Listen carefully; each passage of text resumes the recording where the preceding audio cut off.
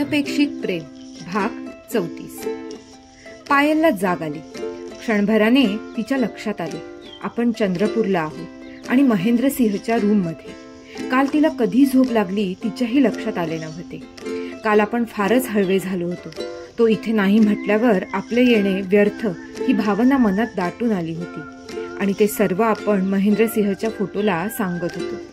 पायलने बेडवर असलेला महेंद्रसिंहचा फोटो हातात घेतला आणि ती हळूच हसून म्हणाली, गुड मॉर्निंग महेंद्रसिंह।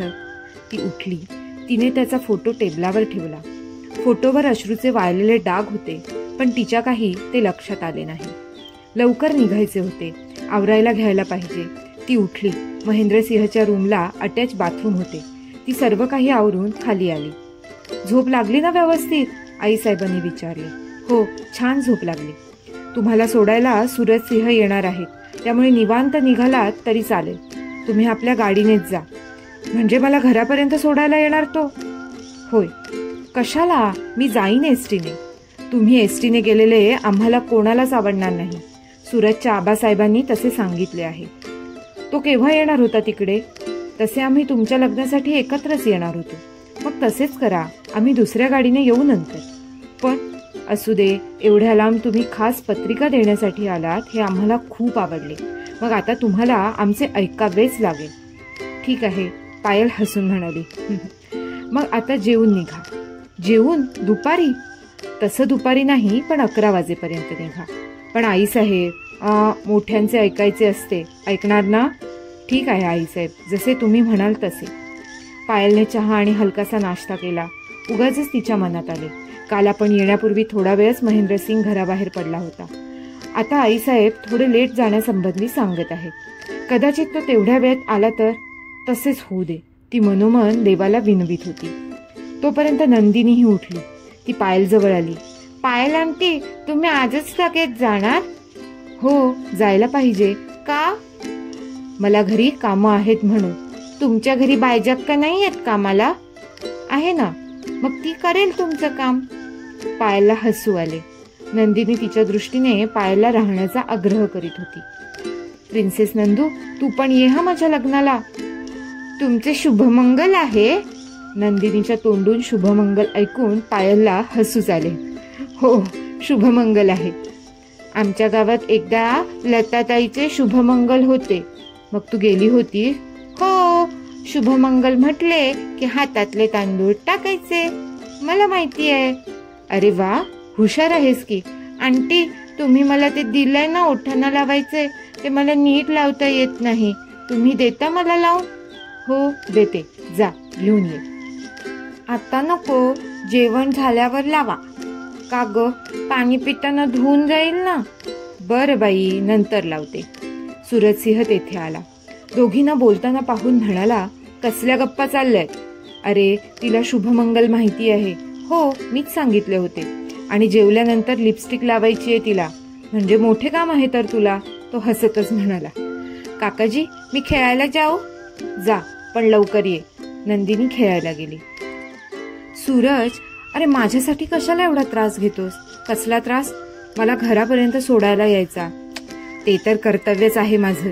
अगं, तू एवढ्या लांब पत्रिका द्यायला येतेस, तेही लग्न 5 दिवसांवर असताना, आणि मी तुला घरापर्यंतही सोडायला यायचं नाही? कसं वाटतं ते? पण तुला उगाच त्रास ना? तुला तसे वाटते? सांग ना, तसेच वाटते? नाही बाबा, मग तर झाले। आता कशी वळणावर आलीस? सूरज, ही पत्रिका अक्कासाहेबांना द्यायची होती। मग असे करूया, जाता जाता त्यांच्या घरी जाऊया। चालेल। लांब नाही ना त्यांचे घर? 1.5 तास लागतो घरी पोहोचायला। 1.5-2 तास उशीर होईल। आज पोहोचले म्हणजे झाले, नक्की पोहोचू। पायल, इथे जेवायला थांबण्याऐवजी तुझे आवरले असेल तर अर्ध्या तासात निघू। जेवण अक्कासाहेबांकडे करूया। तुमचे दादासाहेब येतील का एवढ्यात? नाही, ते आज रात्रीच येणार आहेत। मग तर त्यांच्यासाठी थांबण्यात अर्थ नाही। चल निघूया, मी आईसाहेबांना सांगून येतो। सूरज आत गेला। 5च मिनिटात परत आला। पायल, आईसाहेबांना सांगितले, अक्कासाहेबांना फोन करतो म्हणजे त्या तयारी करतील। सूरजने अक्कासाहेबांना दोघे येत असल्याबद्दल कळविले। पायल, तुझे आवरले आहे ना? Yes, I am ready. मी सुद्धा तयार आहे। वेळ नको घालवायला, निघूयाच। अरे, नंदूला बोलावून आण, तिला लिपस्टिक लावायची आहे, नाहीतर वाईट वाटेल तिला। ओके, आत्ता बोलवतो। सूरजने नंदूला बोलावून आणले. नंदू, जा तुझी लिपस्टिक घेऊन ये, सूरजने तिला सांगितले. नंदिनी पायलने दिलेली लिपस्टिक घेऊन आली. कोणती लावू, पायलने विचारले. ही लावा, नंदूने 3 पैकी 1 उचलली. दे माझ्याकडे, बैस इथे. पायल नंदिनीला लिपस्टिक लावू लागली. तिला महेंद्रसिंह आठवला. पहिल्या दिवशी नंदूला लिपस्टिक लावली म्हणून केवढा चिडला होता आपल्यावर. आता असता तर चिडला असता. कोण जाणे, पायलचे विचार सुरू होते. बघ, आरशात छान लावली आहे ना.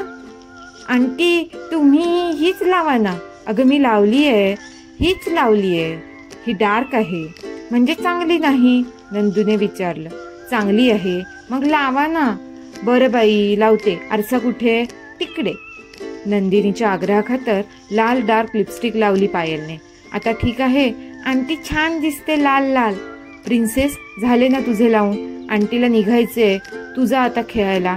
आंटी, उद्या या परत. येईन हा, पायल हसत म्हणाली. नंदिनी निघून गेली.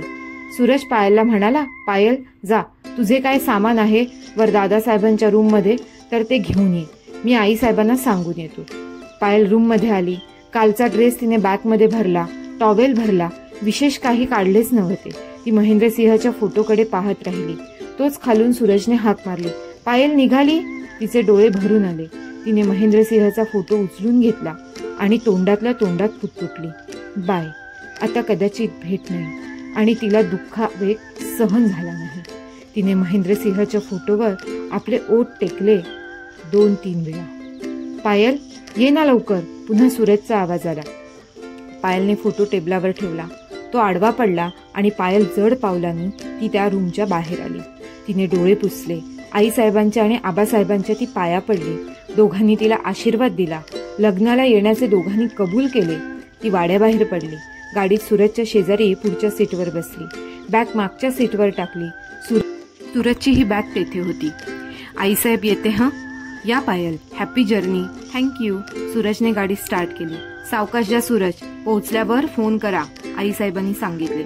काळजी करू नका, व्यवस्थित जातो, पोहोचल्यावर फोन करतो. बाय आईसाहेब. प्रिन्सेस नंदू, टाटा, पायल हात हलवत म्हणाली. टाटा आंटी.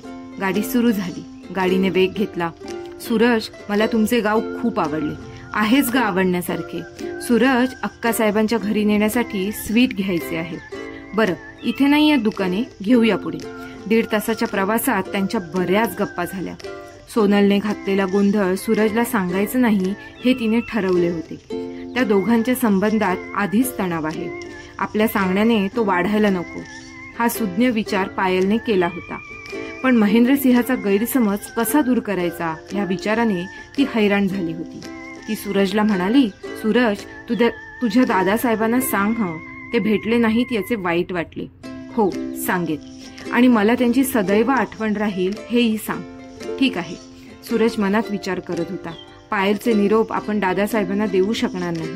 दादासाहेबांना पायल आवडत नाही हे तिला सांगण्यात अर्थ नाही. पायल, तुला स्वीट घ्यायचे आहे ना, इथे मिळेल. त्याने एका स्वीट मार्ट समोर गाडी थांबवली. काय घेऊ रे? चल बघूया काय चांगले आहे. इथे व्हरायटी नसणार. दोघे दुकानात गेले. तिथे पेढे, जिलबी आणि लाडू बरे होते. पायलने पेढे घेतले. थोड्याच वेळात गाडी एका शानदार बंगल्यासमोर उभी राहिली. हा अक्कासाहेबांचा बंगला. होय, छानच आहे. अक्कासाहेब बाहेर आल्या. त्यांनी हसून वेलकम केले. पायलने त्यांचा हात हातात घेतला. अक्कासाहेब, छान आहे तुमचा बंगला. आधी नीट पहा तरी, मग सांगा. तुम्ही कशा आहात? छान. आणि होणारी नवरी कशी आहे? आहे ठीक आहे. एवढे उदास का उत्तर? तुम्हा सर्वांना सोडून जायचे तेव्हा वाईट वाटणारच. स्त्रियांचे जीवन असेच. चला आत चला.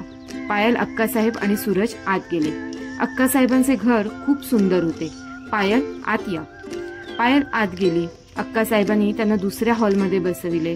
पाण्याचा तांब्या, भांडे तेथे होते. घ्या, पाणी घ्या, सासूबाईंना बोलावते म्हणत त्या आत गेल्या. 2च मिनिटात सासूबाईंसह त्या बाहेर आल्या. आत्याबाई, ह्या पायल. पायलने खाली वाकून नमस्कार केला. यांचे लग्न आहे, पत्रिकाच द्यायला आले. पायलने पत्रिका आणि पेढ्यांचा बॉक्स पुढे केले. आत्याबाईंना द्या, अक्कासाहेब म्हणाल्या. घ्या, लग्नाला सर्वांनी यायचे. तुम्ही घरी येऊन पत्रिका दिलीत, आता तर आम्ही येणारच. मुले कुठे आहेत? शाळेत गेली. येतील ही एवढ्यात.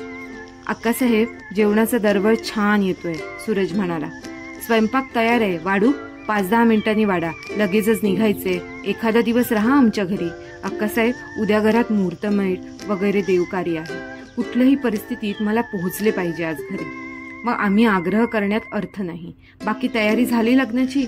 हो, सर्व तयारी झाली. आमच्या इकडे मोठ्यांची लग्ने 8-8 दिवस असतात, निदान 3 दिवस तरी असतातच, अक्कासाहेब म्हणाल्या. छान वाटत असेल ना? तुमच्या इकडचा सोहळा वेगळाच असणार.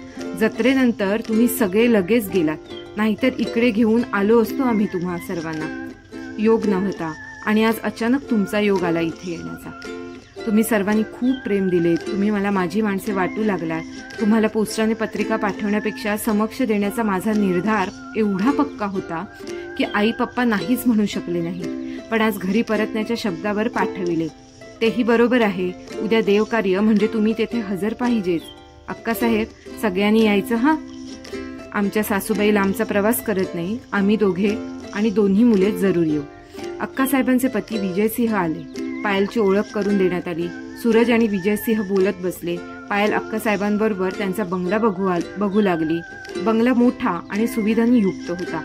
अक्कासाहेब, खरोखरी तुमचे घर आवडले. छान आहे. या आत किचन दाखवते. किचन रूम अतिशय नीटनेटकी होती. एक बाई तेथे काम करत होती. पारू, झाले ना सगळे? वय, समज झालं बाईचं. ताटं घे वाढायला. अक्कासाहेब, सगळेच बसूया जेवायला. हे बसतील तुमच्या बरोबर, मी वाढायला थांबते. जेवण अतिशय रुचकर होते. विजयसिंहाबरोबर जेवायचे म्हणजे पायलला थोडे टेन्शन आले होते. पण विजयसिंहाचे बोलणे ऐकून ते दूर झाले. त्यांनी पायलला प्रसादबद्दल विचारले, घरच्यांसंबंधी विचारले, लग्न ठरल्याबद्दल अभिनंदन केले. त्यांना काय संबोधावे पायलला समजेना. आपण सगळ्यांनी लग्नाला यावे, पायलने परत एकदा विनंतीच्या सुरात म्हटले. जरूर येऊ, त्यांनीही तोंड भरून आश्वासन दिले. जेवणं झाली. निघण्यासाठी चुळबुळ सुरू झाली. सूरज, निघूया ना रे? चल निघूया. 2 मिनिटं हा, आलेच म्हणत अक्कासाहेब आत गेल्या. 2-4 मिनिटात त्या बाहेर आल्या. त्यांच्या हातात ताट होते, त्यामध्ये साडी वगैरे होते. अक्कासाहेब, आता हे कशाला? आमची रीत आहे, नाही म्हणायचे नसते. अक्कासाहेबांनी पायलला हळदी कुंकू लावले आणि एक साडी, ब्लाऊज पीस आणि चांदीचा गणपती दिला. पायलने पुन्हा एकदा सर्वांना वाकून नमस्कार केला आणि ती गाडीत बसली. येते अक्कासाहेब, नमस्ते. गाडी निघाली. सूरज, तुमच्या इकडे ही भेट देण्याची पद्धत चांगली आहे. पाहुण्यांनी यायचे, पाहुणचार करून घ्यायचा आणि जाताना पुन्हा गिफ्ट द्यायचे. असतात का काही पद्धती? तू त्याचा विचार करू नकोस. सूरज, जेवण एकदम फर्स्ट क्लास होते. अक्कासाहेब अगदी सुगरण आहेत. त्यांच्या हातचे मटण एकदम मस्त असते. आज मंगळवार, त्यांच्याकडे नॉनव्हेज करीत नाहीत. गप्पांना सुरुवात झाली होती. रात्रीचे 9 वाजत आले होते. रमाबाई काळजीत होत्या. अजून पायल आली नव्हती. पोरीला किती वेळा बजावून सांगितले होते. उद्या सवाष्ण बायकांना निरोप दिले. सकाळी लवकर मुहूर्तमेढ. सगळी तयारी झाली आहे आणि पायल आली नाही तर या विचारांनी त्या हैराण झाल्या होत्या. आणि त्याच वेळी बंगल्याबाहेर गाडी थांबल्याचा आवाज आला. त्यांनी खिडकीतून बघितले. पायल गाडीतून उतरत होती. रमाबाईंचा जीव भांड्यात पडला. पायलच्या पाठोपाठ सूरज उतरला. रमाबाईंनी दार उघडले. पायल, अगं केवढा उशीर झाला. माझा जीव एकदम कासावी झाला होता. सूरज, तू आलास हिला सोडायला? बरे केलेस. आई, अगं आईसाहेबांना किती वेळा सांगितले मी एकटी एसटीने जाईन म्हणून, पण त्यांनी सूरजला पाठविले आणि त्यामुळे येताना आम्ही अक्कासाहेबांच्या घरी गेलो. त्यांनाही समक्ष पत्रिका देता आली. झाले ना तुझ्या मनासारखे? अरे सूरज, हिने केवढा हट्ट केला तुमच्याकडे येण्यासाठी. हो, आम्हालाही तिला अचानक पाहून आश्चर्य वाटले होते. सूरज, चहा कॉफी घेणार की एकदम जेवण? जेवणच घेऊया. सूरज, तुमच्या घराकडून आल्यापासून तिला चंद्रपूर, आईसाहेब, अक्कासाहेब आणि तुमचे बंधू महेंद्रसिंह यांचे नाव प्रत्येक घासाला घेते. अक्षरशः तिकडचीच बोलणी. सूरज, आता तू इथेच राहा ना, पायल म्हणाली. का ग? आपण कॅसेट बघूया. कॅसेट बघून जाईन घरी. अरे किती उशीर होईल. होऊ दे. सूरज, प्रथम आईसाहेबांना फोन लावते, त्या काळजीत असतील. पायलने फोन लावला. फोन आबासाहेबांनी उचलला. हॅलो. हॅलो, नमस्ते आबासाहेब, मी पायल बोलते. आम्ही इथे सुखरूप पोहोचलो.